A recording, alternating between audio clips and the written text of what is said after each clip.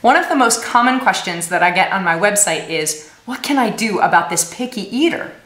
I hear about picky eaters who are 2, 6, 12, 18 years old. It's very difficult to live with someone who only eats a certain number of foods or is really afraid of trying a new food. It can make us feel like we missed the boat someplace teaching them to love food, and it can be very difficult to cook for everyone else in the family and consider that person's needs. And lastly, it makes us worry about our children's future health and what they will be willing to eat as adults. It's something that we can solve if we're really patient.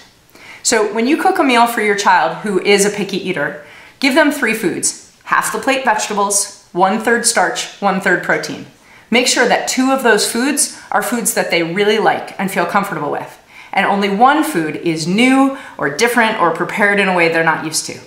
You don't have to argue with your child about eating that new food because they know and we know we can't make them eat. Just make sure they understand that if they want seconds on the 2 foods they do like, they need to either try or finish, up to you, the food that they're unfamiliar with. If they finish only 1 serving of the 2 foods they like, they'll be okay.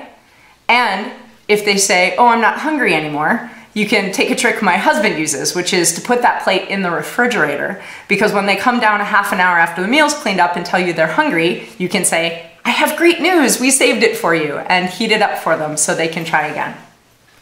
It's really important to be patient with our kids because sometimes they don't like change, they really want things to be predictable, and they don't want to try something new. But it's also important to teach our kids to be a little bit brave and resilient, even about food.